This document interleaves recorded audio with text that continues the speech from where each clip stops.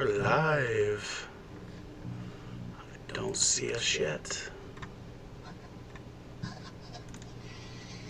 Dashboard. Live there. Almost live there.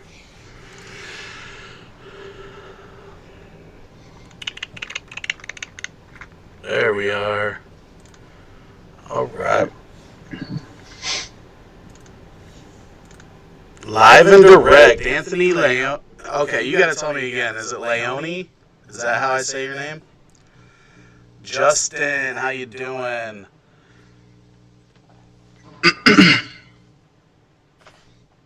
I have a bad echo, so let's get that fixed real quick.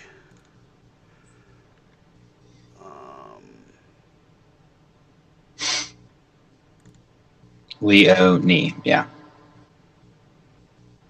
Okay, Mike. Oh, that's why. How's that sound? That should sound better.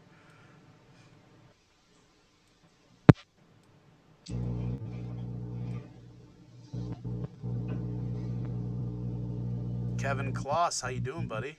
Let me know if that echo's gone before we get started. Better, he says. Why don't I have Bryce introduce himself since he's new to the podcast and stream, and we'll see how his mic sounds. All right, sounds good. My name's Bryce. I'm from Springfield, Ohio, which is basically Dayton. I live in Columbus now and go to Ohio State. I'm 22, and my favorite college team is Ohio State, and then pro is going to be the Patriots. Ah. Sorry, it's not my fault. All right. To you, Bridger. I'm sure everybody knows you, though. Yeah, I mean, I've been on a few times. I'm a Steelers fan, so I hate Patriots and Patriots fans. College, I don't care as much about. College player fan more than a college team fan. Well, don't sell yourself short, Bridger. Not only have you been on here a couple times, but you are the co-host here. I mean, I can't do it without you. You missed 1 week, I think, so you've been on most of them. Yeah, hopefully you'll keep me around. Yeah, you don't root for the Patriots or Ohio State, so I think you're safe. Bryce has a slight echo. Slight echo. I unplugged my mic and plugged it back in, but I'm moving, so I'm about to buy a new one once I move, but I'll wait 2 days.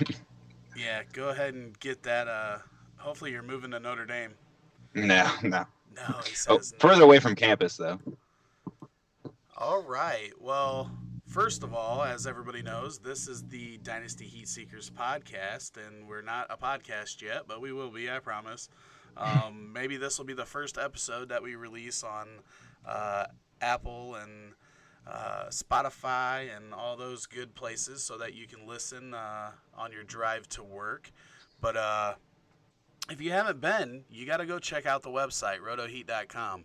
We've got a lot of great articles that have been coming out.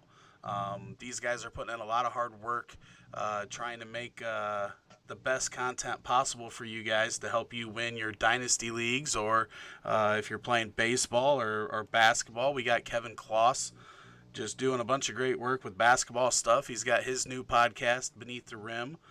Make sure you check that out. You got Sully with Sully's 2 Cents, just churning out those podcasts.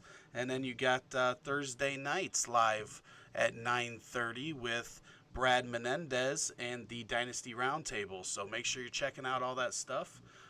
We are doing our best to bring you as much information as possible. And the more you guys soak up, the more we'll produce. So we appreciate you guys stopping by. The crowd is live tonight. I'm loving it. We got Brock Hoover, Rick Slate, Kai, and I'm not going to say your last name because I couldn't even say Leone. So tonight we're gonna talk about some of the news, recent news, and there might be some stuff that pops up. So if there's anything that you guys out there are wondering, make sure you ask, because we'll try to cover everything that we can. We are going to cover some vets that can help you win your 2019 season, And then we are going to have you guys ask us for predictions, and we're not going to give you the easy answers. We're going to go with some bold predictions. They may not be the exact one that we think's going to happen, but there'll be some dark horses that we think could come out of nowhere and be with whatever question you ask us. So let me pull this up here real quick so I know what the hell I'm talking about. These guys will tell you I was a spaz right before we went on, so if I spaz out on air, you just enjoy it. All right, so the news came out earlier this week, or I guess over the weekend, about Teddy Bruschi having another stroke. Obviously, he had one when he was playing, and it kind of a miracle after a stroke that you come back to play in the NFL. You're a Patriots fan, so I know you know Teddy real well. Like, what have you heard any of the new news on his stroke and how he's doing? So I've been actually keeping up on this because my first jersey ever having was a Teddy Bruschi jersey. But basically, I was looking into it because I remember he had one when he played for the Patriots. I was real young, so I barely remember it. But recent news, as of yesterday, he was doing much better. So, I mean, that's just great to hear because you don't like to see anybody, that was a great player. And obviously, he's still in the NFL involved today. So it's just good to see that he's feeling better. And his family said he's doing well as well. Yeah, that's always good. And, actually, Teddy was one of the Patriots that I could actually stand. And right now, a little more news from the Patriots. Richard Seymour, last I saw, was doing really well in the main event of the World Series of Poker. He was about double the chip average in like the mid 3 millions with under 300. So that's pretty cool. That would be real cool to see him make a run because there's not a lot of guys that go from playing a physical sport to going into poker, a mental game, and do real well. But he's got like 600,000 in cashes, so he's pretty good. He was playing in Dayton not too long ago, I believe. Yeah, he apparently that's what he does now. He was at plays poker. A club I used to play at called Ruggles, and he was there, and everybody was taking pictures with him because I have a buddy that was he just busted in the World Series, but he was taking pictures of them and everything. It's pretty cool. Yeah, that's real cool. Welcome to the pod, Paul Veldboom. All right, next up on our list is Jacob signing his contract. And Julio says that he is not going to hold out. So we thought for a minute that Jacobs could potentially hold out, but that's not happening anymore. We know that. And with Julio saying that he's not going to hold out, that takes any worry that you could possibly have for that wide receiver in 2019 out of the window. Bridger, what are your thoughts on, for one, this young kid having issues with getting his contract signed there in Oakland? I never understand the rookie holdouts. They don't make any sense to me anyway. They've got a set amount of cash they're getting. I guess it was arguments over about when he was going to be getting paid, but I just feel as a rookie, go in, do what you got to do, get paid when they pay you, and take care of business and push for that second contract. Obviously, that's more difficult as a running back, but I don't really understand the point of a holdout unless you're refusing to play for the team that drafted you. And then, I didn't really think Julio would hold out. Glad he's not. Glad both of them aren't. Holdouts suck. They mess a lot of stuff up for us. So I'm glad to see neither of those are happening. Yeah, and it's good that it happened this early so that you don't have any worries, because now Jacobs is going to be at camp from the beginning. Because when rookies miss camp, that hurts them. That can set them back a good half season before they really start clicking, because they need all the time they can get. So that's good to see that he's not gonna be holding out.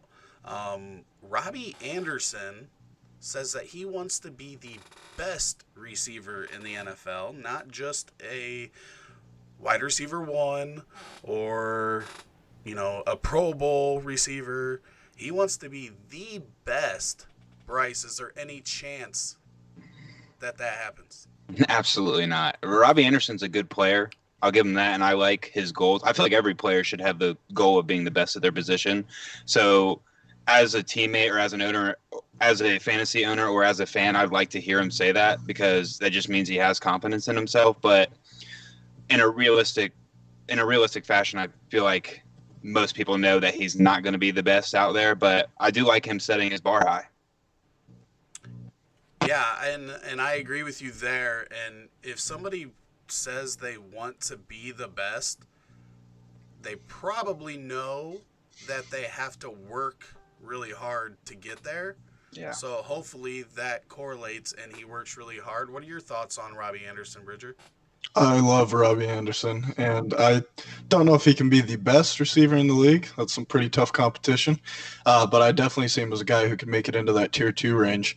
I see him up there with Keenan Allen, Brandon Cooks level potential. Not sure if he'll ever get to the Julio, DeAndre Hopkins AB level, but I do see him in that next group. And I just recently went through all my teams, put together a spreadsheet for each of my teams to keep everything more organized, and found out that Robbie Anderson is my highest owned player among my leagues. So I like the quote and I like the player. Yeah, I like Robbie Anderson a lot too, and I would have to go through all my leagues and see where I've got him at. But he's definitely on a few of my rosters, and I would love to see him really break out. And I think him and Darnold kind of showed it at the end of last year. They were starting to connect, and obviously with Le'Veon Bell there, that's going to take some pressure off of Darnold, and that's only going to help that passing game. So I think he can take a big step forward this year for sure. Okay. Frank Gore says he will not retire until he can't play anymore. How long is that going to be, Bridger? I don't think it's ever going to happen. I think we just got to stick with him. You think he's like the Nicolas Cage vampire, like never ages? Yeah, I don't. It's crazy to me. Like he's, obviously I wrote the article, the running back window, talked about the 4-year window. There are obviously exceptions to every rule, and obviously Frank Gore blows that exception out of the water. But how many touches is he going to get in Buffalo, Bryce? Oh man, I wouldn't be surprised. I mean, what is he, running back 3 there right now? I mean, I don't know what the depth chart looks like. It could be running back 1. I don't think he'll hit running back 1. I don't see him starting or even getting that many touches. I haven't even thought about Frank Gore until you put this in the segment right here. I mean, he was actually kind of relevant in Indianapolis, and I would have liked him. I liked him there to almost mentor some of the guys. But I mean, at this point, I feel like maybe he's just got a great obsession, and I mean, it'll go towards his legacy because he's going to be a Hall of Famer. I mean, he's done a lot throughout his career, but I think to an extent, it's like Brett Favre. Like you just gotta put him up, man. I'm a fan of Frank Gore. I'm rooting for him no matter where he goes. And I mean, there's not really any competition for running back there, so he might see 10 to 15 touches in any given week. Yeldon is just a guy that's there. I'm not a big Singletary fan. Who knows if McCoy's going to make it through camp? So, I mean, I'm not interested in him in fantasy, but I love the guy. I love the player. Yeah, I'm the same way. It's funny. This time last year, me and Nikolai were going on the podcast, and Nikolai was the thing he loved the most about Frank Gore was him picking up blocks. And we had that long standing joke about, that's all he was good at this point of his career. He is now. He's pretty much just a plotter.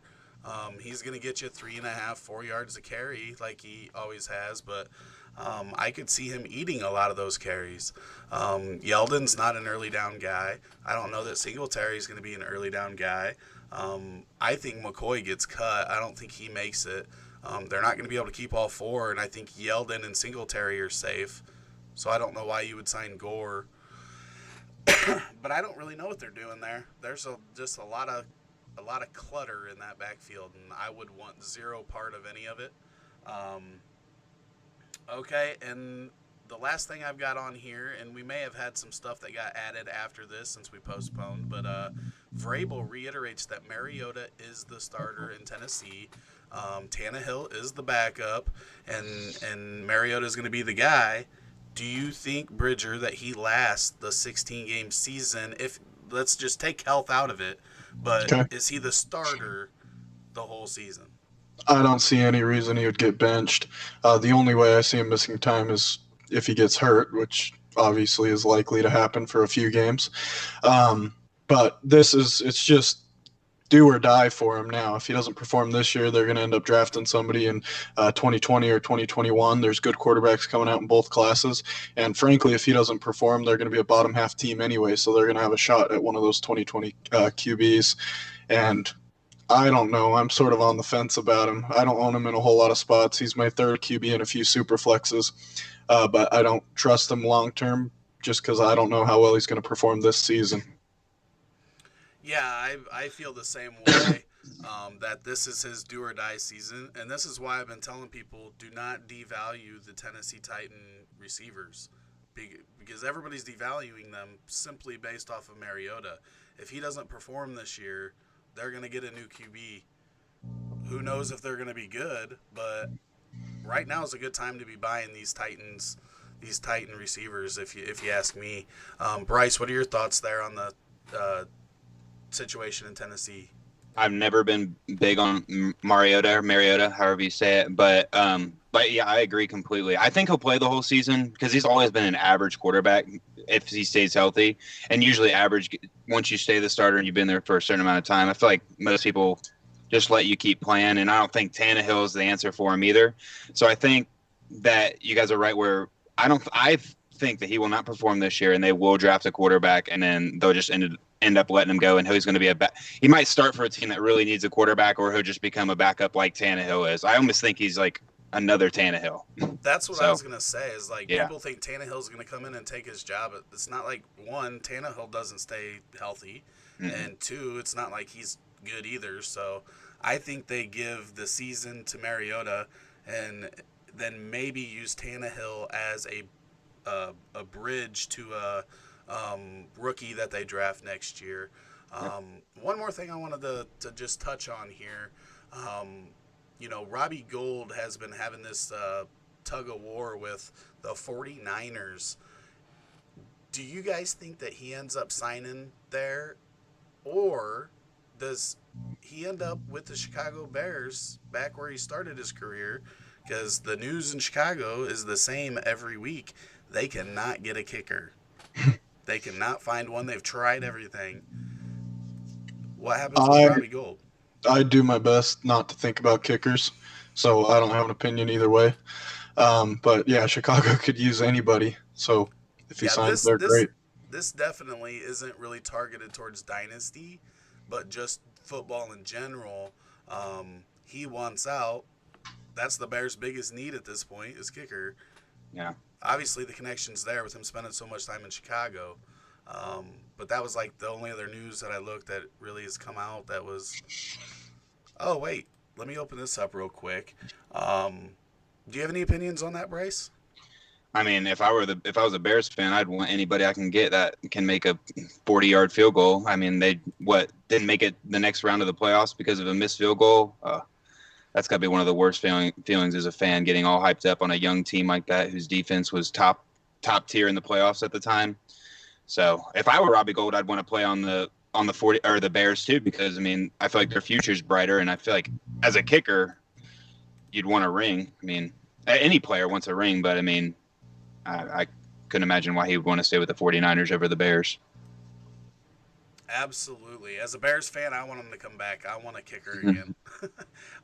Okay, so I'm going to say this quote from Todd Gurley. He said, in regards to his knee, it's good, man. It's good. I'm just like, hey, we are going to find out in training camp, Once training camp comes, you've got the preseason, but you don't have a lot in preseason. That doesn't sound too promising. It's definitely like a weird quote in regard, like instead of just saying no, it's good and leaving it at that, he's got this whole other aspect to it How does that make you feel? Are you a Gurley owner, Bryce? Oh no, absolutely not. I got rid of Gurley or I got rid of him before last year, which I don't regret that much because he carried a lot of owners to the playoffs, but then he kind of disappointed at the end of the year. So, and I hate when that happens. That's why I've never been on the Melvin Gordon train either, because I feel like he always lasts like 12 games, and then he ends up like getting hurt one of those last 2 weeks. And I sold Gurley last year, and then after seeing what happens to his knee, I think his best. I feel like he just had like the best 2 years, and I think the best behind him. And after hearing that quote, I would think he was like he almost has doubt in his own body at this point in his career. What about you, Bridger? Yeah, I own him on two teams. One of them I was runner up last year, and one of them I won last year. And I've put him on the block in both leagues just to see what I get for him, but haven't gotten really any serious offers at all. So I'm holding him, and I mean, I don't think he's totally done. I have hope for him for the next year or two, getting 15 touches a game, couple catches out of the backfield, and he's still got a big touchdown upside. So, I mean, I still think he's going to probably finish as a low-end RB1, but a lot less consistent than he has been and splitting touches. But, I mean, we'll just see how it goes. I don't know too much about arthritis. I don't pretend to. I don't know how manageable it really is, but I guess we'll see how much pain he can play through and go from there. Yeah, and I'm the same way. I'm not a doctor. I don't know all the ins and outs of arthritis, but from what I understand, it's more of a pain management thing. Like it's not like he's not going to be able to run fast or do any of that, but it comes down to how much can he do on it and endure the pain that comes with that. So I don't know. It's definitely something to keep an eye on, and he just told us that it's something to keep an eye on during training camp. So we'll Yeah. have to just keep watching that one. All right, that's about as much news as we've got right now. This is obviously the most boring time in football, but we've only got a couple weeks left before camp starts. So let's get into our veterans that can help you win in 2019. Let's just go ahead and we'll start off thinking super flex, and we will go with who is your favorite veteran quarterback specifically to win a championship in 2019. Bridger, why don't you give us one? Number one I'd be targeting is Ben Roethlisberger. I think he's gotten discounted big time with AB leaving. I think a lot of people are thinking that's going to hurt him quite a bit, which obviously it's going to change some things. I mean, he's not going to have the best receiver in football to throw to anymore, but he's got a pretty dang good one with Juju Smith-Schuster, and he does have other weapons, and it's still going to be a high-powered passing offense. They're going to throw 600-plus times. His attempts are going to be there, and he's going to get a whole lot of yards just like he always does. I think in the ADP I was looking at, he was at quarterback 21, so theoretically it should be pretty cheap to get. I own him in a few super flexes, and I'm excited about him this year, and he's got that contract extension too, so I think you can count on him for another 2 or 3 years. Yeah, I heard a funny thing on fantasy radio today where they were saying if Juju left the Steelers and went to another quarterback, that quarterback would be gaining value, but simply because AB left, even if Juju was the only receiver there, they would gain value. But even though he's in the same system with the same quarterback, they're devaluing Ben a lot because of AB leaving, which I'm not as confident that Juju can do it on his own as you are, but still, you know they're going to throw the ball. They're going to wing it around, and they're going to throw it. So if you want a ship and you want a cheap quarterback, I think Ben's a great one. What about you, Bryce? Who you got? Well, Ben was my guy just based on his age and how cheap you'd get him. A guy that might be a little more expensive, which is definitely more obvious, but doesn't have the dynasty, like a great dynasty outlook because he could be done after a year or two, would be Drew Brees. I think you can argue that he has the most talent in the wide receiver and running back department of any league or any team in the league right now. He's got Michael Thomas. They just got Jared Cook. They've got Alvin Kamara. Those three right there are just three huge red zone threats that I think are going to get in. With Mark Ingram leaving, I think that definitely helps in the red zone as well because I feel like they like to power it in, and I feel like with Kamara, they're still going to rush quite a bit in the red zone, but I think that with his ability to get out in the wide receiver and play like a slot receiver, that he might have a similar year the way he just had, and I think he was QB6 this past year, and I wouldn't be surprised if he stayed right around that area, and you could get him cheap just based on his age. Yeah, I definitely think those guys like if you need the guy that can get you the big week because both those guys are notable for having down games on when they're Mm-hmm. away. But somebody that I think goes very unnoticed. He's very consistent. He's basically had the same stats for the last 6 straight years. Is Philip Rivers, and if you have that boomer bust young guy, he might be that stability that you need as a QB2. Um, he's got the weapons too. I'm afraid that the running game is going to take a hit this year. As you mentioned, Melvin Gordon ended last season with two bad knees. They were both Mm-hmm. wrapped up. Yep. That's never good for a running back that's had a lot of wear and tear over the last Mm-hmm. couple of years. But I think Mike Williams takes another step forward.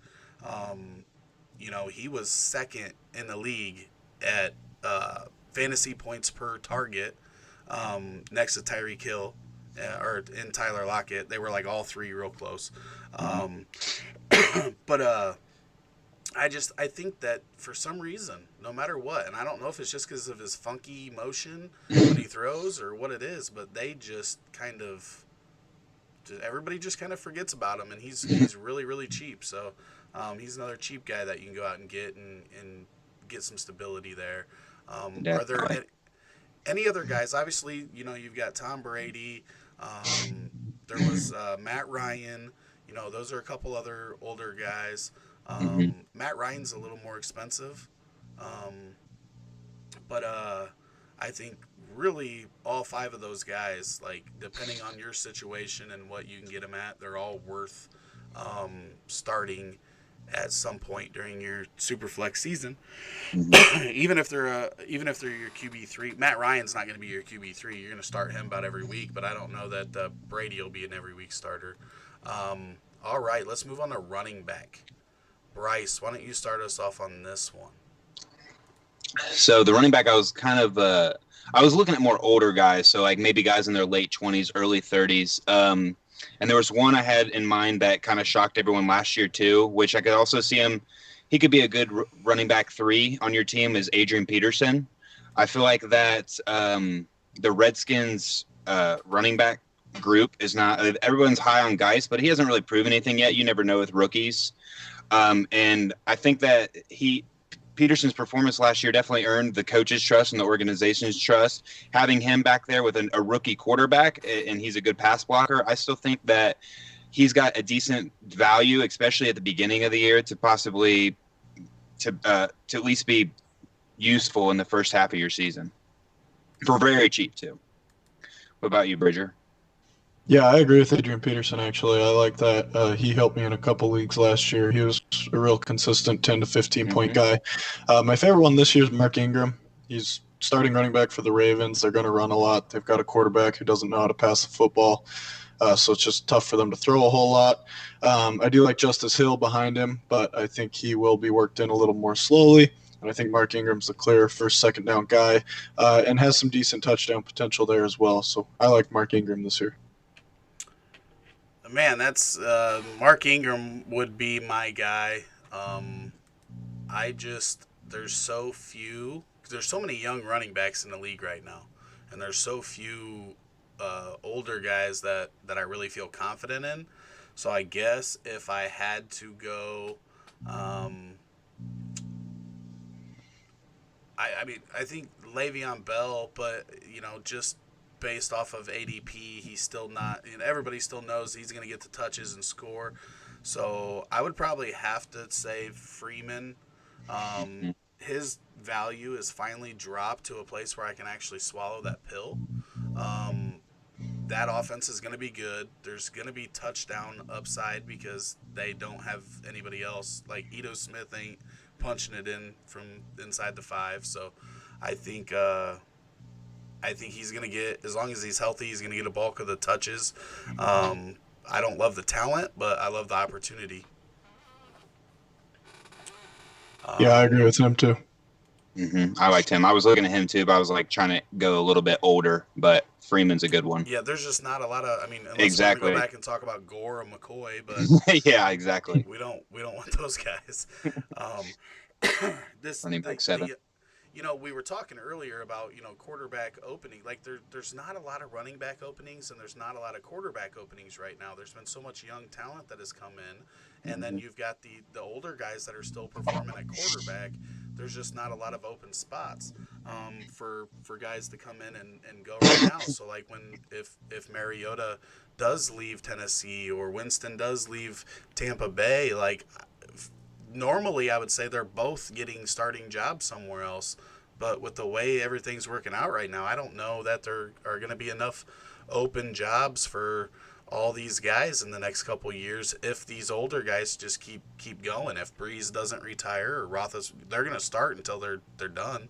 And the only other guy that's going to retire is Eli, and they've got his backup or his replacement because they drafted him number 6 and they have to use him for a couple of years. Okay, let me look at this chat real quick before we go to wide receiver. Paul said Freeman. So Paul and I actually agreed on something. Welcome to the welcome, Paul, and I'm glad we agreed on something.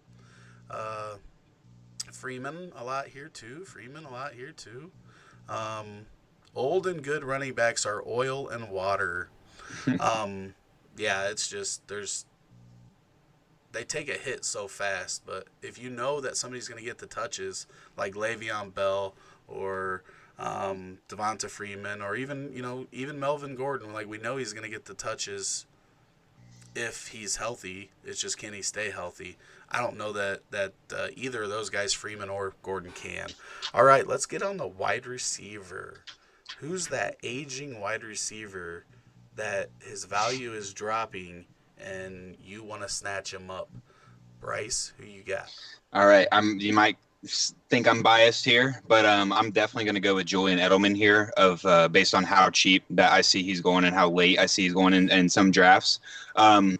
People might think I do think that Gronk being gone hurts the Patriots. Obviously, hurts the Patriots' air attack, but when the Patriots do seem to make these drives happen and they end up getting in the red zone because they're not a big play team. Brady's going to give that ball to who he trusts most in the red zone. And those two guys, I mean, have been Gronk and Edelman. You take one away, I mean, Edelman's going to be the guy. So I think that he's going to put his trust in the person that he has the highest chemistry with most. So I think that Edelman, he's always been consistently getting you those 10 to 15 points just throughout his career. I think everyone can agree on that. But I think you might see him. I don't think the most touchdowns he's ever scored in a year, I don't think he's even gone above 10. And I could see him possibly getting around that 10 mark this year. So I wouldn't be surprised if he breaks his touchdown record, which isn't that high, believe it or not. Yeah, I can definitely get down with some Edelman. He's going to get a lot of targets. He's going to soak up a lot of those targets that are left behind with Gronk leaving. Bridger, who is your veteran? I like Edelman too. My issue with him is that I don't think he's as cheap as he should be. In a couple startups I've done recently, he's actually gone in the 5th round in both. Wow. And those are super flex startups. And I just don't see it with a guy who's 32 going that early. Obviously, he had that tear in the playoffs, and he's going to be great this year. He could finish as a low-end wide receiver 1 this year. I wouldn't bet against it. I just don't think he's necessarily a great value. As far as a guy who is a value, I would go with Alshon Jeffrey. He finished the season really strong last year. Carson Wentz is going to be there for hopefully a full season.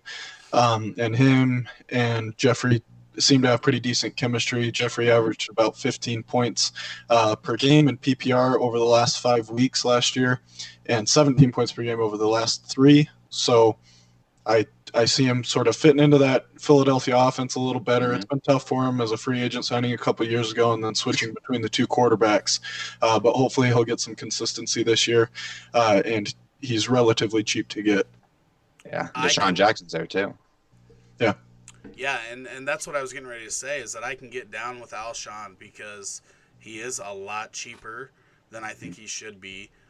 Deshaun's going to help open up that a little bit with his downfield presence. Like we've seen, Deshaun can still get downfield. And then I just think that they're going to have to. I mean, Ertz is not going to see as many targets as he's seen last year. They're just teams were, the Saints figured it out in that one game. I can't remember what week it was, but he kind of slowed down as the season went on. I mean, he's still a hell of a tight end, but I just don't think they can force as many targets to him as they did last year. I mean, he was breaking records, so it's not that he's going to be bad. It's just that there were so many. So Alshon could definitely get them. I think the wide receiver core is better as a whole, and that only helps Alshon. So my guy has who I think is going to be the QB1 this year, and he's also my QB1 overall for Superflex, and that is Andrew Luck's T.Y. Hilton. I actually just brought up the question the other day. I have a league where I have him and A.J. Green, and who is another candidate for a veteran wide receiver. But I just think that Colts offense is going to be nasty, and I think Andrew Luck's going to throw for right around 40 touchdowns, and T.Y. Hilton's going to have another big year. I don't think there's a whole lot that we have to say about him. Maybe he's a little higher valued or whatever, but in that there's a lot of younger wide receivers in that area that he's getting drafted to. But if in that value range, if I want to win this year, I want T.Y. Hilton. What do you guys think? You agreed with Paul again. So that's something. That's What? 2 in a row. Paul, yeah, we're really best friends. Hilton. We're really best friends, Paul. I always like T.Y. Yeah, me too. I like him. He is what he is. I mean, he's going to be a high-end to mid wide receiver too. If he can score some more touchdowns, he could boost his numbers up there. But there are a lot of red zone targets there. But yeah, he's in a high-powered offense with a great quarterback, and he's the clear number 1 target. So, I mean, he's an easy 1,000-yard guy, 6 or 7 touchdowns, 80 catches. So I like him. I don't know. I think it's tough. Some leagues you seem to be able to get him pretty cheap, and some leagues just depends on the owner. Some people seem to really value him as they should. So, yeah, he is kind of a polarizing player for sure. All right, let's see. Did anybody else name any other? We had Marvin Jones. That's another guy that I think is really cheap. That might not put up huge numbers, but for his price could very well help you. Fitzgerald was one mentioned. I had him as like my second, unless someone else took Edelman. Fitzgerald is so tough because he's so old, and at some he's point ancient. He's gotta fall off, and I they say it every year. But his price, I think his ADP is actually higher this year than it was last year, and that's what's weird. And I don't know if it's the Kyler Murray effect. It has to be. But it's a little crazy because he was dropping a little bit every year, and then all of a sudden, boom, he gained a little bit. Yeah, I don't see it with Fitzgerald anymore. He's probably my favorite non-Steelers player ever. I've loved him as long as I've loved football. But with the new offense and Kyler Murray and the new weapons, Christian Kirk coming into a second year, them drafting 3 receivers, I think, with Isabella, Keyshawn Johnson, and Hakeem Butler. There's just a lot of different pieces there now. I think David Johnson's probably going to get more involved.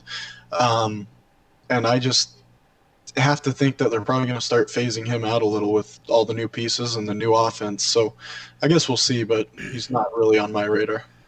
More like a player coach at this time. Yeah. Yeah. He's as good as you can get for that. Oh, absolutely. All right. There's our wide receivers. Why don't we cover, tight end? Who we going for at tight end, Bridger?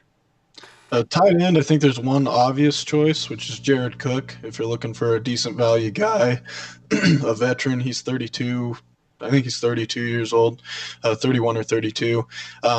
Obviously, Travis Kelce could end up having the best season of any tight end ever this year. And he's a veteran, but he's certainly not cheap. He's still tight end 1 overall.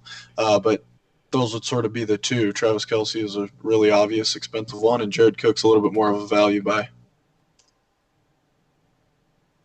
Yeah, I definitely hear you there. Sorry, I'm getting bombarded. Those two are definitely obvious. One that I would, for his price, I would look at is Delaney Walker, who has always been the apple of Mariota's eye. So he's super duper cheap. What about you, Bryce? You literally took both of mine. I'm huge on Cook this year.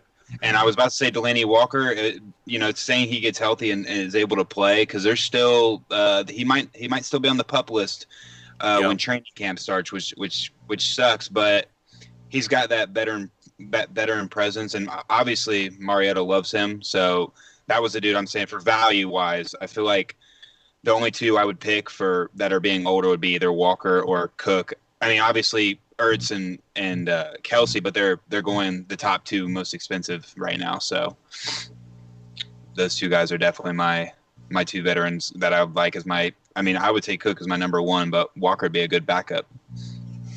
If you're looking for a really cheap option in deep tight end premium leagues, Jordan Reed might be worth a look with the rookie quarterback coming in and literally no proven receivers or even really any decent receivers in the offense.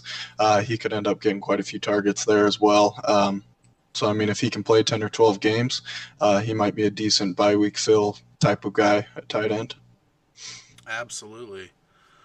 All right. So our next segment is for all of our fans out there, if you guys are okay being called fans. We are going to take your questions, and we are going to give you bold predictions. We're not going to give you the obvious, take Saquon 1 overall. We're going to step out on a limb and talk about some players, or even if you want to ask, like, what team's going to win the Super Bowl or whatever, we will answer your questions. So, What do you guys want to know about?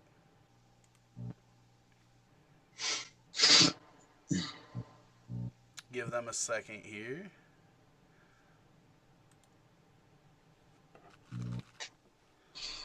I got a John Ross predictions. My prediction for John Ross is that he's going to wash out. We said bold predictions, not bold questions. Yeah. I don't even know if he plays that much. I'm going to say this. John Ross and Ronald Jones will be playing on the same CFL team 2 years from now. That's a good bold prediction. It'd be bold as their number one overall. Anthony Leone asks, who's the best wide receiver on the Jags this year? My choice would be pretty much any of the three of Dede, Cole, and Marquise Lee. The only ones I don't see with a shot are Chark and Chris Conley. But if I had to pick one, I'd go with Keelan Cole. I think he's flashed the most. He's got great hands, just a good target for Nick Foles, whereas Dede, I don't know. I mean, he's going to be more of a big play kind of guy, but I personally don't love him. And then Marquise Lee, theoretically should be the wide receiver one there. If he can stay healthy and build a rapport with Nick Foles, then Marquise Lee could be a good option as well. But if I had to pick, I'd go with Keelan Cole. Go ahead, Bryce. I think I would go with Dede Westbrook. I think he's about to enter his third year, and I feel like the first year he kind of like made his presence. The second year he kind of made his presence known. Then I think he had like over 60 catches, something like that. But I feel like that third year is usually when wide receivers really start to actually perform at their highest and hopefully stay up there. But I think if Dede, if he can create a relationship with Nick Foles, he could definitely be wide receiver one. It's still up in the air over there, so I wouldn't be surprised if it was Cole or Dede for sure. Yeah, I'm I'm definitely there. I think if I had any confidence whatsoever that Lee would stay on the field, I think he would be the easy answer. But I don't know that that'll happen. Um, I Cole's been my guy. I think he's looked damn good, and at times, but they've all flashed at times. So who knows? But that's definitely. I guess if I'm being bold, I'll say Conley. Yeah, he'd be bold. Yeah, that's for sure. Certainly not realistic. Um, Kevin Kloss asks if Devontae Adams goes down, who's the wide receiver one in Green Bay? And St. Brown is the only option there. He's by far the second most talented receiver on that depth chart. I love St. Brown, and I think he's going to end up being the wide receiver two there anyway. But yeah, if Adams goes down, it's going to be interesting. I love how Bridger's like, I want to answer that question, so I'm going to read it off right now and get my answer out before anybody else can. I'll go ahead and let Bryce speak on this and see what he thinks. I think I'm gonna have to agree with him on this one. I always like to watch Aaron. I don't like Aaron Rodgers very much, but I like to watch him. I'm sure you don't like him either, being a Bears fan, but You have he to respect him. yeah, his talent is there. I mean, I don't necessarily like his attitude sometimes. Yeah, I meant But respect his play, not yeah, him yeah, yeah. personally. Of course, yeah. But he's fun to watch, and I just feel like that's why I feel like he's definitely declined since having that relationship with Jordy and Randall Cobb. But Devontae Adams coming there, having probably the most talent he's ever had at wide receiver, has definitely helped. But I feel like he just needs to make a relationship again with some players. And I don't know if he has the patience for that anymore. But I mean, if he can buckle down and get somewhere with what some of these receivers, I think St. Brown is definitely going to be someone that I would want to own in a lot of leagues. Um, I do have to disagree, even though ESB is my favorite out of the group. But I think that the history, even though it's not extensive, with Geronimo Allison, puts him a step ahead. Devontae Adams right now is just screaming how he's glad that Allison is back and all the different stuff that Allison can do. Um, and I just think that ESB only the second year, not as much history. Um, I just think that that gives him the leg up a little bit. But long term, I think ESB. I thought he was a second round pick in the NFL draft last year, and when he dropped, it was a little nuts. Um, Yeah. so I'm definitely there with ESB, but I think in 2019, I'm trying to get Allison wherever I can get him. I think he's underpriced. I think ESB is underpriced, and MVS is way overpriced. Okay. Will Mike Evans break 1,000 yards for the sixth consecutive season? Yes. Yes. Well, if I'm being bold, Anthony, you're not teeing these up for us. It's hard to be bold when you ask a question like that. No, he will not. um, no, I think he absolutely does. I think he absolutely does. That team's going to be down a lot. They're going to be throwing it a lot, and he's the best guy there by a long shot. Yeah, I don't know that. I don't know that they're going to be as bad defensively as they were last year, but I still don't think they're going to be great. So I agree there. But I think that he is so talented, and I hope one day he plays with a Hall of Fame quality quarterback. That'd be great. Um, will Duke Johnson be traded? I mean, I hope so. okay, so I'm actually gonna I'll speak on this one because somebody asked something about comeback player, and Duke Johnson was one of the guys that I mentioned, and I'm actually gonna write an article, and maybe I'll do it tonight on why I believe there is going to be a bounce back season from Duke Johnson this year. Um, when it comes to being traded, it depends on when you're asking, because it's gonna be tough before the season because a lot of people already have their backfields set Mhm. up. But if there are some injuries in training camp, then it could open up some trade opportunities around the cut dates and everything. Um, but I do think it's likely that I think the trade deadline's October 29th. And I do think that after that Week 7 game, we could see a Duke Johnson trade if it doesn't happen before then. I would love to see him be traded. He's so talented. Uh, Mhm. I've loved him since college. So, I mean, I'd love to see him land anywhere that he gets some level of opportunity. I have been on the Duke Johnson train since the beginning, and it was frustrating how literally I think he had the most catches out of the backfield in his first 3 seasons in history. And we were still saying that they were underutilizing him, and that's just nuts. But Yeah.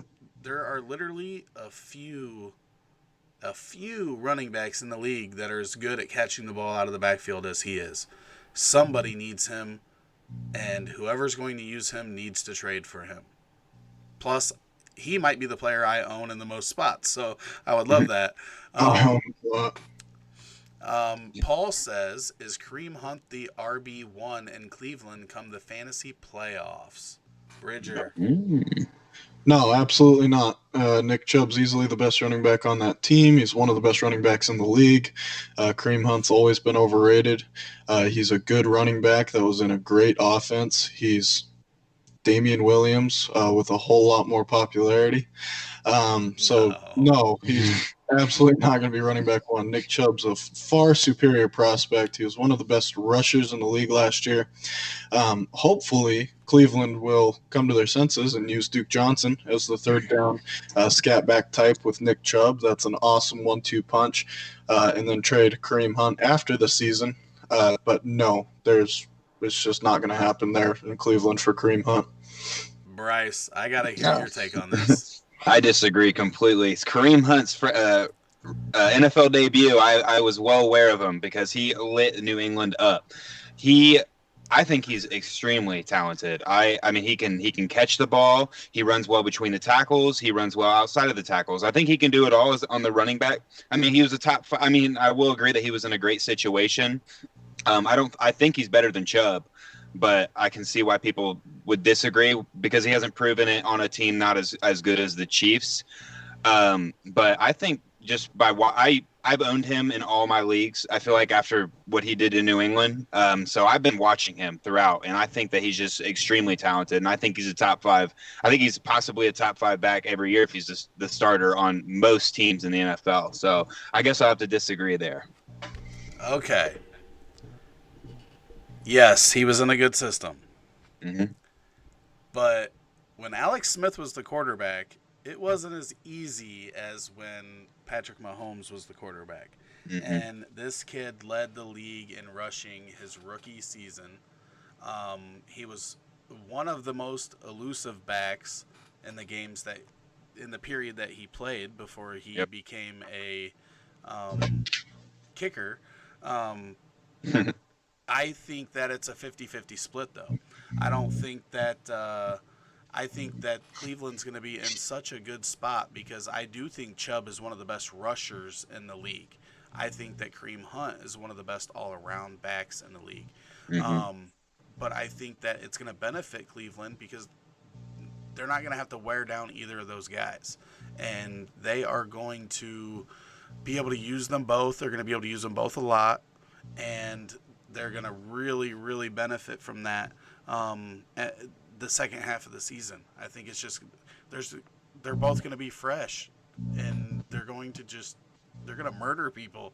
Mm-hmm. It's going to be a good combo, but I think it's going to be a pretty even split. You know, Chubb might be 55-45 somewhere in there, but I mean they're gonna give. You're not gonna sign Hunt after that whole situation, and then wait 8 games and then not use him. It's Mm-hmm. just I can't see it happening. Even if it's not that much money, there's that whole PR hit. There's just Yeah. everything that comes with it. Um, they're gonna use him They're going to use Yeah. him, I think. Yeah, they got to gain some value for him if they do want to trade him anyway. They got to let teams know he's still got it too. So I think he gets quite a bit of Well, carries. as far as I know, he's only under contract for 1 year, and that's what a lot of Yeah. people are saying. They're gonna, or why his value's dropping. I think that's why his value shouldn't be dropping, because if he comes back, if there's no more issues, he's getting signed as a starting running back going into 2020. Hmm. Like, there's going to be somebody that's going to give him a job as long as he stays out of trouble over the next year. Okay, is there a scenario outside of injury where CMC doesn't finish as a top 5 running back? That's coming from Kevin Kloss. Uh, Outside of injury for CMC himself, probably not. If you're counting injuries for Cam Newton, then I could see it. If Cam Newton goes down and Will Greer is the quarterback, I could see Christian McCaffrey having a harder time getting into open space and producing the way he does. But for the most part, no, I think he's a locked and loaded top 5 running back. Go ahead, This is Bryce. this is where I get to be bold. Okay, so I was hoping somebody would ask a running back question. In reality, I don't see him finishing outside of there, but let's say that for some reason people, catching on to how McCaffrey plays, and you get some quick linebackers out there to stop him in a lot of games. He didn't have the year he just had. I'm going to say he gets running back 6. So we got I'm going to say number 1 is Barkley. I'm going to say number 2 is Kamara. Number 3 is Zeke. I'm going to say number 4 is going to be, this is a little bit bold, but it not surprise many people, is going to be Joe Mixon. I could see him getting a lot of touches and having one of his best years. And number 5 is my most bold. I got scolded for this after making a post about it I feel like 3 months ago. I'm going to say Leonard Fournette hits that number 5 spot. He's got the best quarterback he's got to play with. The offensive line can't get much worse. They just signed some new people, got some people in the draft. And he stays healthy. He keeps his head on straight. The reports say he's a new man so far. So he's the talent's there. I could see Leonard Fournette hitting top 5 running back. That's one of my bold predictions I've been waiting to share. He had to go the long route to get that one out there, but it works. It works. I can't argue with you. I've said it a million times. Leonard Fournette is probably one of the top 3 or 4 talented running backs. Now, obviously the ankle issues and missing games, and now the attitude issues and all that plays into it. But I mean, I would not be surprised if Leonard Fournette was a top 5 running back if he was healthy all year at all. Mm-hmm. Bridger, I got scolded for that. I agree with that. I love Fournette. I mean, I don't see him being healthy for the entire year, so I don't see him outdoing Christian McCaffrey. But, I mean, if he was healthy for 16 games, I think he's for sure top 5 or 6 running back. who would be, or what do you think about, did you already answer the CMC part? Yeah. Yeah. I think that he could fall out of the top 5. Running backs are so crazy. Like every year, there's 5 or 6 guys that fall out of the top 12. So falling out of the top 5 isn't crazy for any of them. I mean, there was an article. I think you actually shared it with us about offensive teams, their output correlating to the running back. And Saquon Barkley could be in trouble just because of that. I think any running back that was in the top 5 last year is capable of falling out of the top 5. And I think that's just the nature of the beast. Let's see. Does Derrick Henry finally have a top 12 season? Bryce, hit us up there. I was on Derrick Henry last year and was extremely disappointed. I traded him and then he starts blowing up. So this year I'm going to go back on and say that he does have a great year. I think with the New England coach took over, Vrabel took over, and he had Lewis there. And I feel like he wanted to utilize Lewis a lot. And I mean, he's getting a little bit older. He's not a power back. He's not a 3-down back like I feel like they were trying to use him as. And I think Derrick Henry proved that he can handle a workload. He's believe it or not, he's got a ton of speed for how big he is. So I think he's a guy up there that also has like top. I wouldn't be surprised if he breaks top 8, top 7. But that's also him staying healthy and then making sure he gets the carries. That's another bold prediction. I don't see it. Top 12, I definitely could. I wouldn't be surprised at all. I mean, if we're, I can get on board with that if we're talking just straight standard league, but he's not going to catch enough passes to get up there. And it's bold. It's bold. Bridger, what are your thoughts on Derrick Henry? I'd say he's borderline top 12, so I could definitely see him finishing top 12, but I'd say it's more likely that he drops out of the top 12. But like you said, he just doesn't catch the ball, and in a PPR league, it's really hard to finish top 12, top 10 without catching the football. You got to think. You know, I said something the other day. I was talking to somebody, and I said, you really got to think about it. If somebody catches 50 passes, 40 to 50 passes, he's got to make up like 6 touchdowns to catch them, because he's going to catch like 18 or something, you know. I mean, 50 catches, 500 rushing yards. I mean, it's right. It's a big gap. So, you know, you got to make up he's going to have to score a shit ton of touchdowns and rush for a shit ton more yards than anybody else to make it in there. And I just don't see that happening, because even if you rush for them yards, you might make up the receptions, but they're getting yards on their receptions too. And most people catch the ball for more yards than a rushing average. So it's I think it's going to be tough for him to get in top 12. I think he could be an RB2, but I would definitely put my weight somewhere else and try to get somebody that's going to catch the ball for me. Bold prediction: Chubb does not hit 1,000 rushing yards. I think he's a shoo-in for 1,000. It's bold. He's a hell of a runner, but that is a bold prediction. I like it, Ian. I like it. Bold prediction. Okay, let's ask it this way, because we're not really being able to give bold predictions the way these questions are being answered or asked. Who is a bold prediction, Bridger, for Rookie of the Year, offensive side of the ball? DK Metcalf will be Rookie of the Year. I don't think a whole lot of people think he will be, so I guess that's who I'd choose. Yeah, I can't argue that. He's not getting much love. He's fallen to 1.7, 1.8. That's nuts. Bryce, what about you? If I'm going to be, who I think is going to be Josh Jacobs, but if I was going to be bold, I would say Harry for New England. I think that if Josh Gordon finds a way to come back, this is definitely not going to happen. But say he doesn't, maybe they try and get that rookie out there and get him some time with Brady, especially since Brady doesn't have much time left, and they want to get as much use out of their first-round picks with him as possible. Other than that, I would say I was going to take Metcalf, but I think Harry's a good bold prediction, not too far off. Yeah, I don't see it happening with Harry. I don't either. I don't know. Bold makes it tough as far as rookies go. I don't know if Miles Sanders would be considered bold. I could see him taking over the running back job completely in Philadelphia and having a great rookie year and becoming Rookie of the Year.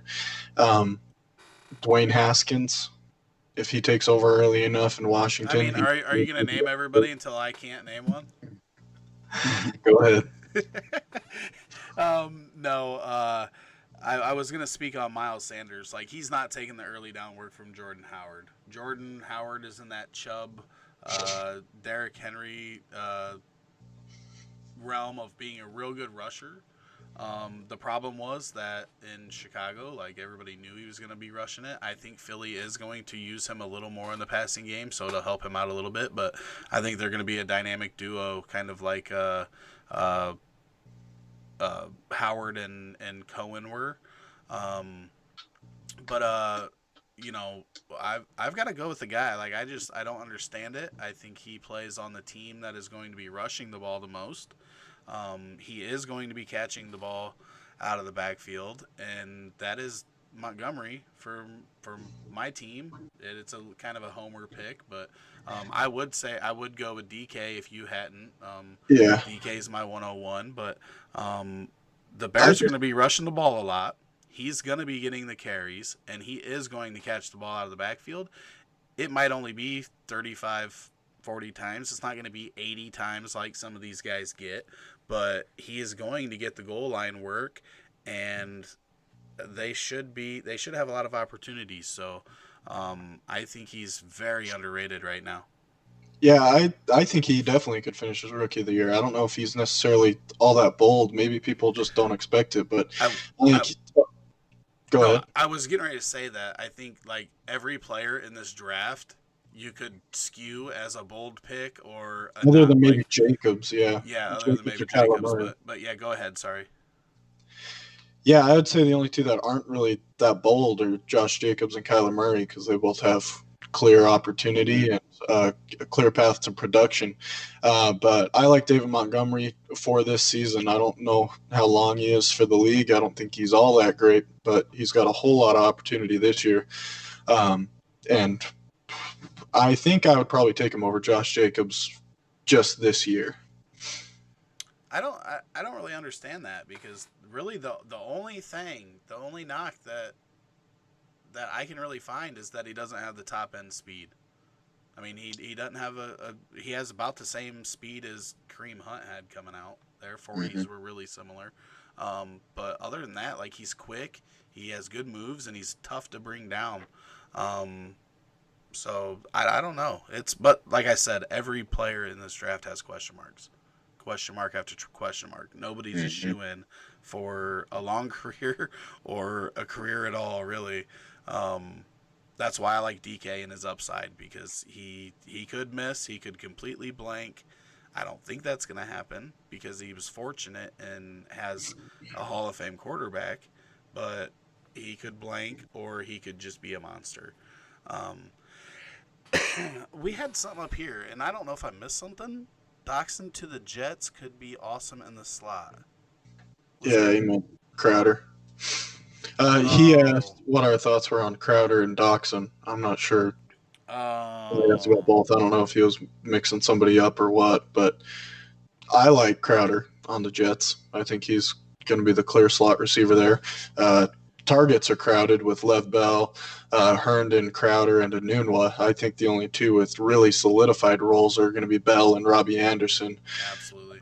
But I mean, yeah, I think I like Crowder. I think he could be a 70 or 80 catch guy, and I think Sam Darnold's going to take a big step forward. What about you, Bryce? What do you think about Jamison Crowder there?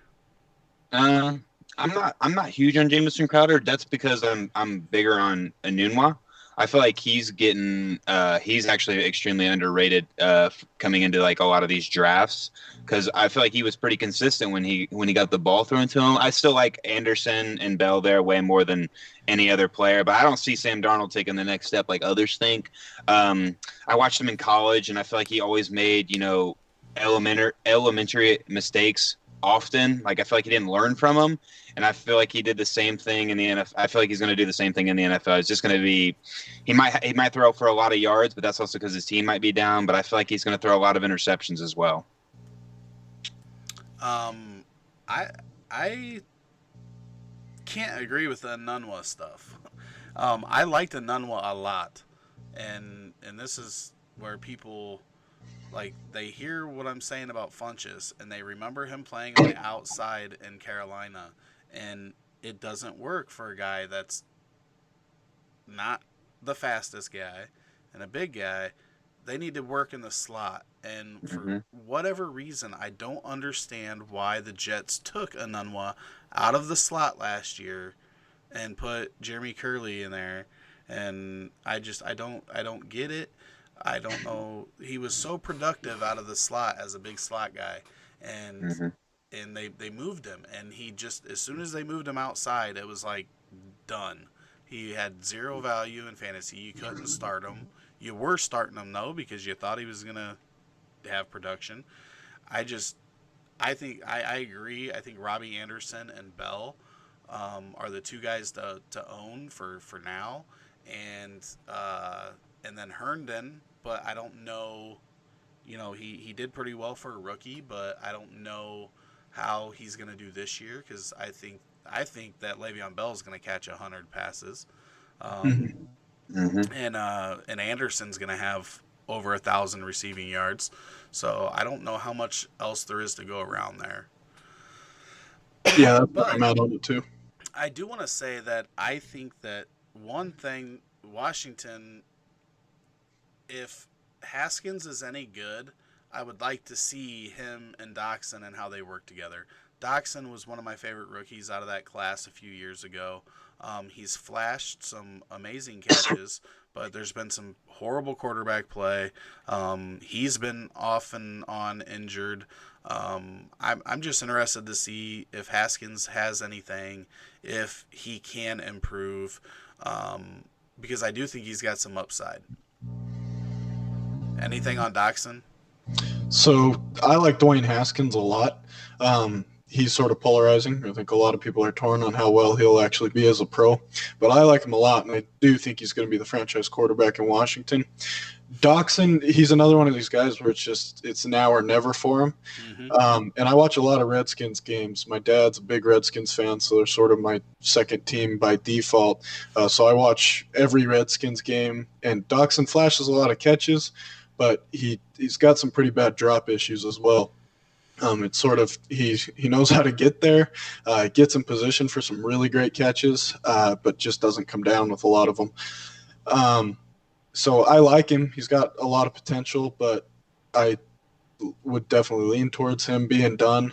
They've got Kelvin Harmon there now, Terry McLaurin, so I'm excited to see what they do. I think Kelvin Harmon will end up being the guy outside, maybe not this year, but going into the future. Um, but I'm definitely rooting for Doxson. I like him. I liked him a lot in college, and I was really high on him coming out as well.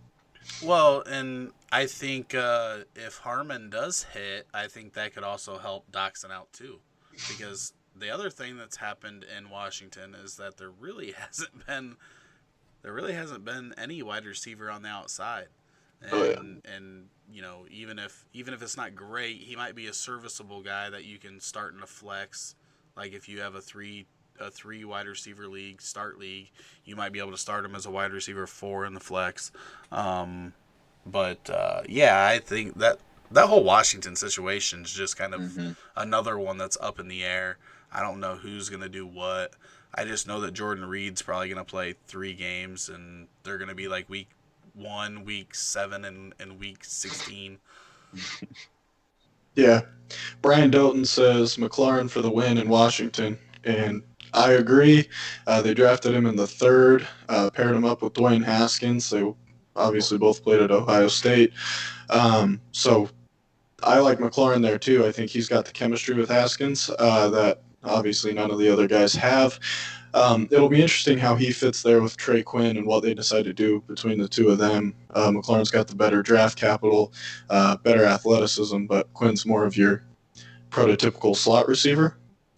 But yeah, I like Terry McLaurin there a lot. Yeah, I don't I'm not as high on McLaurin, but I think anything can happen out of all those receivers they've got there. It could I Yeah, mean, it's a Jacksonville situation. Hmm. yeah, and last year we seen Harris come out of nowhere and have some value for a couple weeks. So who the hell knows? Um, Love Henderson. You don't average 8.9 yards per carry and run behind the Rams O line and not produce. Yeah, we get it. The Ohio State. Um, the Ohio State. That's right. What other anything else you want bold? Any bold answers from us on anything? You got to ask the question right though.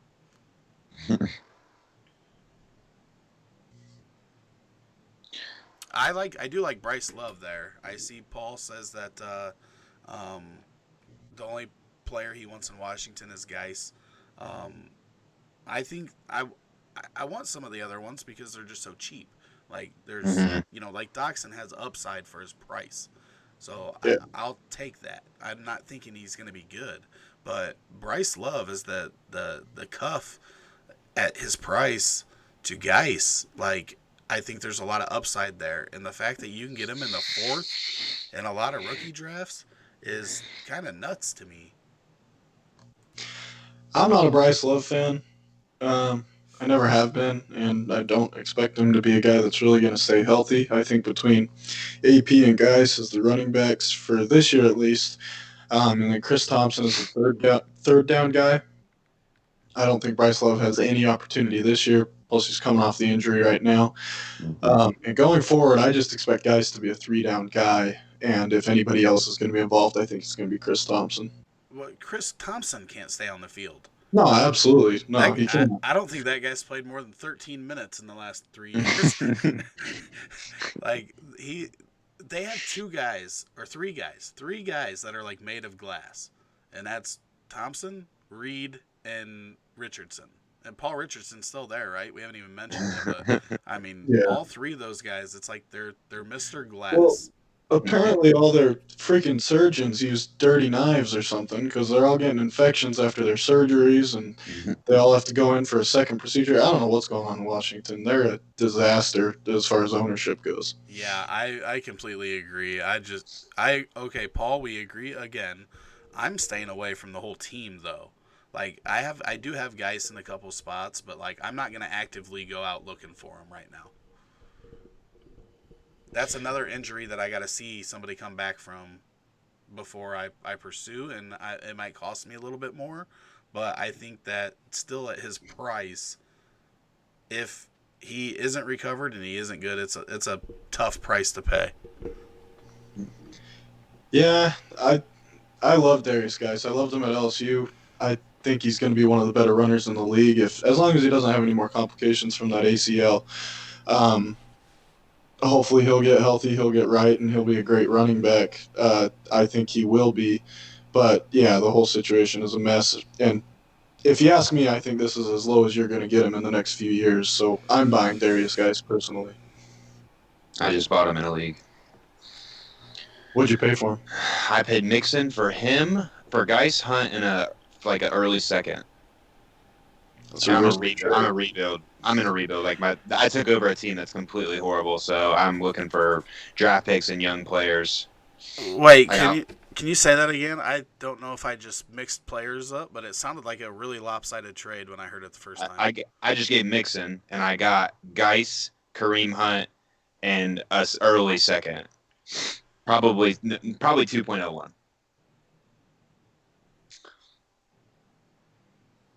Oh man, I think I would have wanted less question marks out of Mixon. Would be my only thing. I mean, I think both of the running backs you got.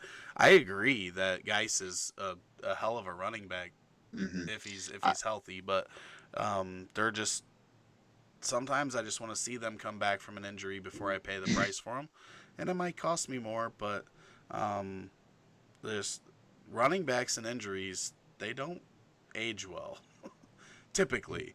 Then you've got other guys that just seem to um, come back and like nothing ever happened, like AP, and it's just a weird thing. But let's see what we got here. How about this one? Brady falls off the cliff.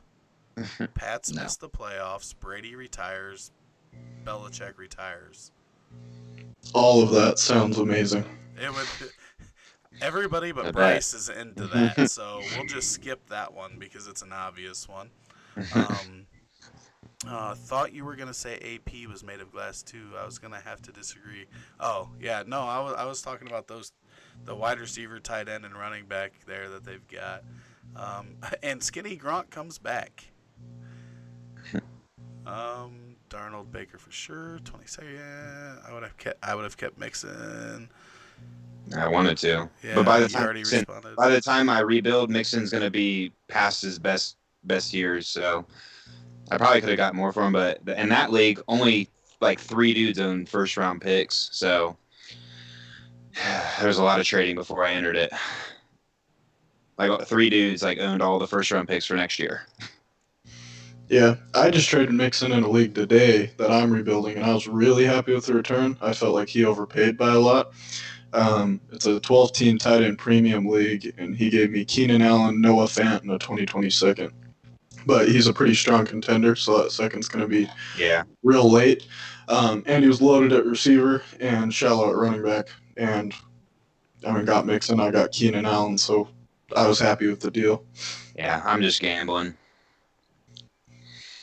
All right, let's see. Do we have anything else? That's a fine trade. Frankly, every league has one, two guys who can afford to buy players of Mixon's caliber. You kind of got to take what you can get.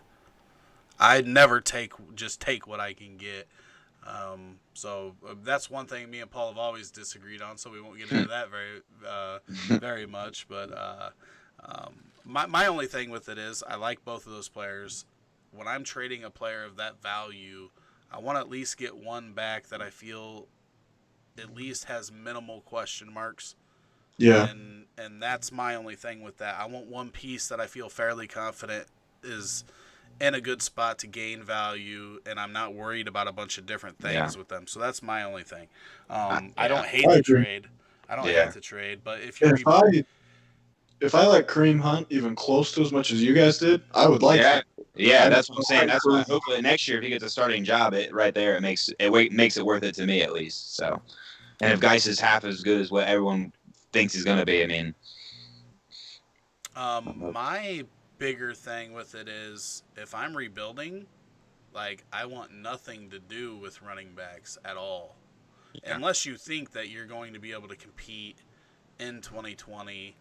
But most rebuilds, if you're really rebuilding, are going to take more than 1 year. yeah, So I'm trading those assets and yeah. getting those receivers that are in that same position as Hunt and Geis, Mhm. where I think they could gain a lot of value. So that would be my only thing with it, really. Mhm. Who's worth more by year's end, Kiki Kuti or Will Fuller? That is I Kiki Kuti. I think they cannibalize each other and both end up mediocre. Mhm. Fuller can't Because stay healthy. somebody just asked me that the other day. Asked what I thought about Kiki because I did the article with 9 receivers that I thought could break into the wide receiver one category, and Kiki was somebody that I thought about, but then I'm like, well, we haven't really seen him and Fuller on the field at the same time, which speaks to both of them. Are they going to be able to stay on the field? And either way, if they're not, you almost got to own both of them. So if they miss different weeks, you can plug the other one in. But I think they're going to kind of cannibalize each other. Paul says, I disagree on the need for a solid player because it helps you get 1-1 versus 1-3 to 1-5. When I say solid player, I don't necessarily mean somebody that's going to score a lot of points this year. I want to feel okay. For one, Hunt, there's just shit keeps coming up with Hunt. Just another conversation with the police a week ago or 2 weeks ago. So it's like the shit won't leave him. So is he going to be in trouble more? I'm not confident that he won't be. Yeah. Um, Guys, the injury, I don't like it. I don't like any running back that has an injury and misses their first year. Um, I like the talent, like I said, but there's just question marks there. I Mhm. would I would rather get a player that it's not a health concern or it's not a trouble concern. There's just the natural progression that most players take. Most receivers take 3 years. So if I can get a receiver that had a bad first year, or something perceived as bad, like Anthony Miller, for example, or I like James Washington a lot. I know Bridger doesn't like him, but those types of players that don't have those big question marks around them, they don't necessarily have to be world beaters in 2019 because I'm working on a rebuild. They could be somebody that I'm more confident in 2 to 3 years down the road. That's what I'm trying to say. Um, Plus, if you do get a guy that has that can score you a lot of points this year, he's another guy that you can trade for more youth. Um, I hope Fuller. That means he stayed healthy. I picked him up in free agency. gain huge value quickly. I feel like he was being grammar police there. He put a little asterisk, unless he said something up above that I missed. Um, who scores more fantasy points this year, Ian Thomas or Jonnu Smith? Ugh. This one's easy for me. I think it's Ian Thomas because I think Delaney Walker's going to kind of cannibalize that tight end job, and I don't know that. I think Ian Thomas is the best tight end in Carolina right now. Yeah, I'd go Ian Thomas too. I don't love either of them long term, but this year I'd go Ian Thomas just because Jonnu Smith is the clear second guy, and it's sort of a little more up in the air in Carolina. Bryce? Um, I'll go the other way. I don't mind Johnny Smith. I think he's pretty good. He showed that he could step up and be a starter when Delaney was gone. And Delaney is getting older, so who says the injury bug doesn't keep sticking with him? So I think Johnny Smith. I like them both for the future. Honestly, I think they both have good outlook. They're both got old veteran tight ends as their the people above them, and they could be done after this season, next season. So, but I think Johnny this season might out. I think it'll be close, but I think Johnny's going to outperform him this year. All right, so we're going to be cutting this off here real quick. We've been on here for an hour and a half. It's been fun, though, and I love the chat. I think this move to 9:30 was a good move. Yeah, definitely. People get their kids put down to bed, and it's just so hard. I'm in the Midwest, so it's like East Coasters are like, oh, it's to this and to that, and then West Coasters are like, oh, it's way too early for us, and it's like, I don't know what to do. I think we had one more here. Juju struggles early, finding a way to be a true number one without AB? Question mark. I'm not going to say it is going to happen, but I think it's a possibility that it's going to happen. I know Bridger disagrees with me heavily. Yeah, I mean, it's obviously a possibility, but I don't expect it. Obviously, I'm a Steelers fan. I've watched all the Steelers games from last year. I've watched most of them back 2 or 3 times on NFL Game Pass, and watched Juju a lot, and I'm extremely excited about him. I think he's a dark horse guy to finish as the top receiver in the league this year, and I don't expect him to have much trouble. Obviously, early on, he could struggle. I mean, he's a guy who's never been a wide receiver one that's now going to be, so we never know for sure. But I'm really excited about him and don't have much concern about him at all. Bryce, what about you? Yeah, I think he struggles. I think that going against the number one cornerback consistently is going to be something that he might have some trouble adjusting to. I think he's a super talented guy. I like Juju Smith-Schuster, but I think without AB there, I think he does struggle. I might just be saying that because I don't like the Steelers, but because I went to a game last year. I went to a game last year and got heckled like hell after they beat us. But overall, I think just him having to line up against the number one corner every week because AB's not there. I think that he falls off where he's valued right now, which some people have him valued as top 5, and I don't think he stays there. It's not only the top cornerback, but he's going to be double teamed a lot. Yeah, especially until James Washington or somebody else steps up and helps pull some coverage off of him. And that's my biggest worry is just he's now the guy getting double teamed. Can he do it? I don't know. But I will say one thing is that out of the last couple drafts, I've been adamant about a couple players that I didn't like. Juju was one of them, and he is the one that sticks out when it comes to me looking bad. He definitely proved me wrong. He is definitely more talented than I thought he was, but I don't know that he can put up the same type of numbers without AB there. I don't think people realize just how much attention AB brings and pulls from everybody else on an offense, and I just don't know.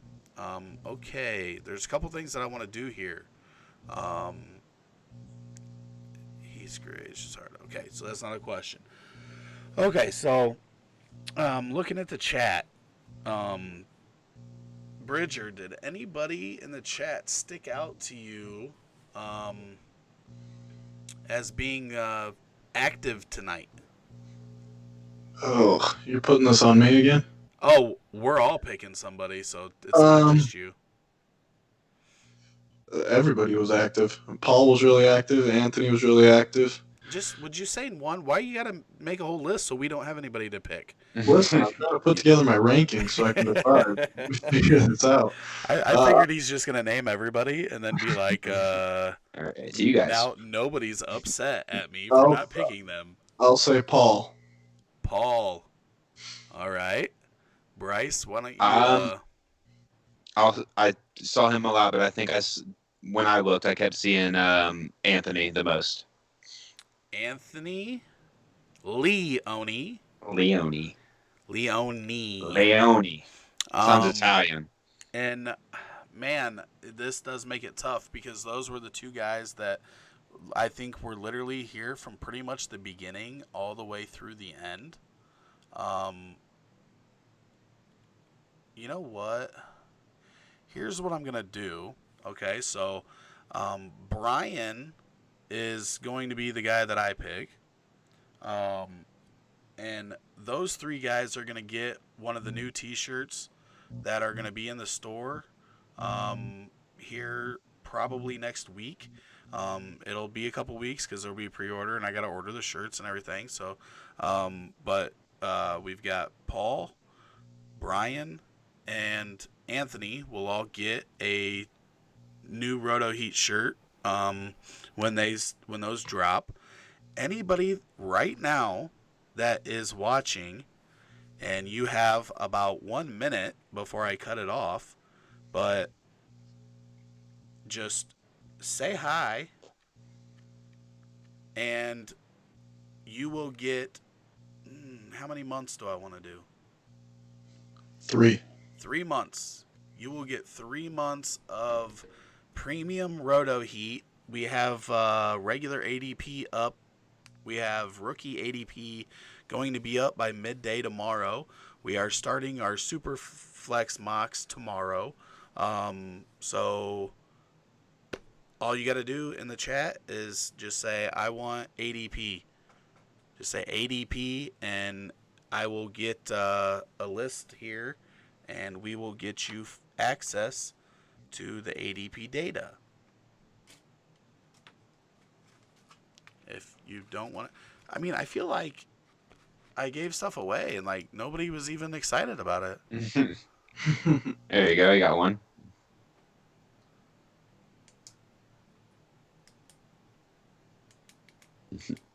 I mean, he already gets it. He's on the mock team, so he already has access to it. There you go. Oh, thanks, Bridger. You win. You already have access to it, right? Yeah. I'll make sure. And Bryce, did I give you access through your account? Let me check. Let me look. Brian. Been crazy with moving and vacation, so I don't know yet. Maybe it's because everybody that's in here is already on the mock draft team, and that's why they're like, boo.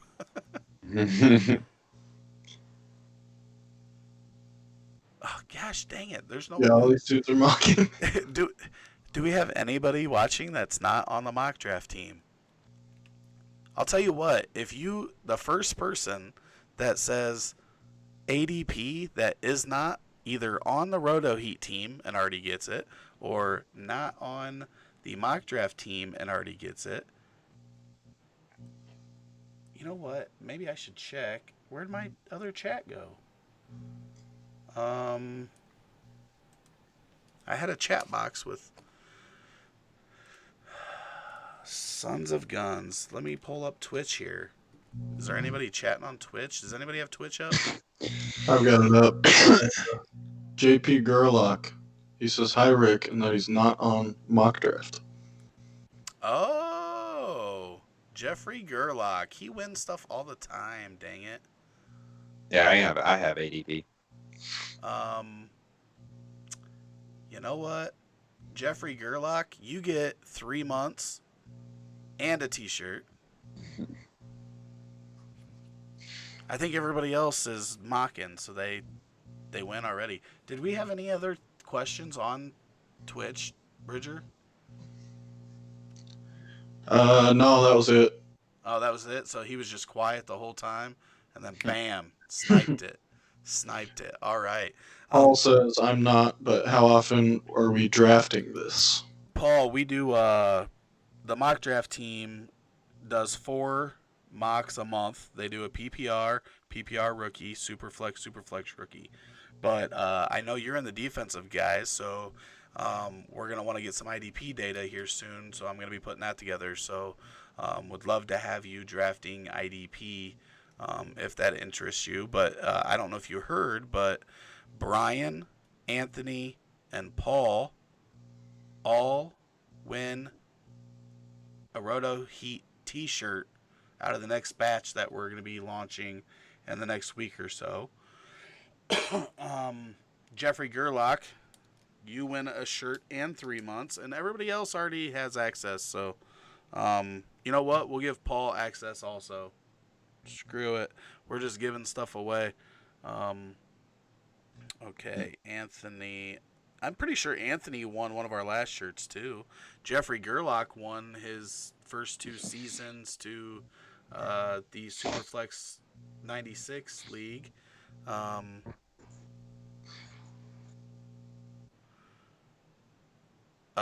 We're doing 4 hours and then off from midnight to 10 a.m. Paul. Okay, Anthony. Who else did I say? We got Paul. Jeffrey. Well, boom. Jeff Gerlach. Jeff, say anything else over there on Twitch? Brian. Brian wins a shirt. Brian. And Paul is down for IDP. Nice, thank you. If anybody else is down, what did I win? A shirt? I thought you said Ryan. Do we have a Ryan? I'll give it to Ryan if you want me to. I don't think we have a Ryan in here. Yeah, I'll take your shirt. All right. So, guys, I appreciate you all. This was the most, I think, Bridger, this is the most fun we've had because it was the most active the chat's been and everything. I think it was a really good move moving to 9:30. Any last words from you guys? Thanks for coming. Yeah, thanks for tuning in. What is the tattoo, Bryce? Which one? This one? Right now on that one. This one, it's an owl. It's like my dog's name's Athena, so this is the owl of Athena. So it's like kind of towards for my dog. Oh wait, we do have one more thing. So earlier I said in a message on Facebook that David Montgomery was going to outscore Josh Jacobs this year. And Anthony said, let's make a bet. So I said, let's make this bet right on the pod tonight on the stream. So what are we betting, Anthony? How do we want to do this? I'm on Anthony's side on this one. I own Josh Jacobs, though. So I'll take Rick's side on this one. Hey. Got it.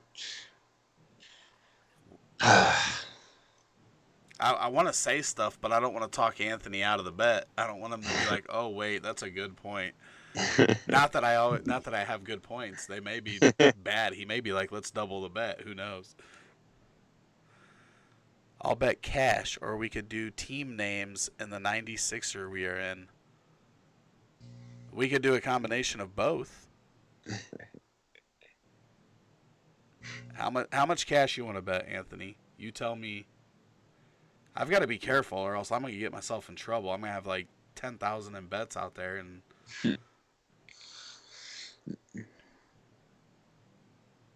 I know I have I think a $100 bet with Brandon on which team finishes better in the Superflex League.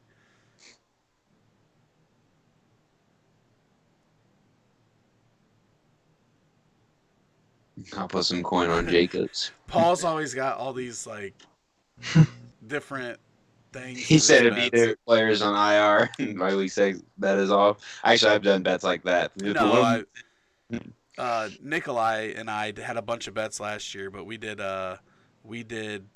if they had to play within two games of each other. Yeah, that's fair enough. So that's how we did it. He says I'm I would down just for do something both. like at least 10 games and then point per game. Points per game. As long as each player plays at least X number of games. Is that sound good to you, Anthony? We'll say a 10 game minimum. They both have to play, and then we go on an average fantasy points per game, PPR, regular PPR, 1 point per reception. And we'll do 50, and the winner gets to name the loser's team. The only thing is, we try to do.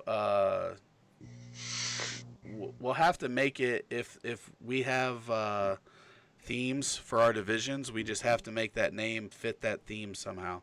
That'd be the only caveat because I want to make sure we're not like going against the league there. But or we can just make a T-shirt and one of us has to wear it and take pictures and post a photo shoot in the group. Or that's what your team's like picture for your logo. You can still. That'd be a good one. Okay, 10 game minimum, points per game, PPR, weeks 1 to 16 or 1 to 17. We'll just do fantasy season, 1 to 16. Week 17, who knows if both of them could sit week 17 anyway because Oakland's going to have like 3 wins and they're going to be out of it, and the Bears should have division locked up and hopefully a bye. So, okay, so there we go. Ian, we're all laughing at you for saying you're winning the 96er. Nobody believes you. Let's see. Okay, we're on. Easy peasy. There's the deal. Maybe I'll make more bets. Maybe I'll lose more money. Tune in. Normally on Mondays, we did move it because of the home run derby, which was awesome. Awesome. That was but cool. I'm a degenerate, so if you want to get some of my money, you better tune in and maybe we'll make a bet. I don't know that I can make a $50 bet every week, but we'll have some fun. Guys, I appreciate you. Co-host, partner, Bridger, thanks as always. Bryce, For sure. we are happy to have you on the team. Get Thanks yourself for having me. moved because you need to write more articles.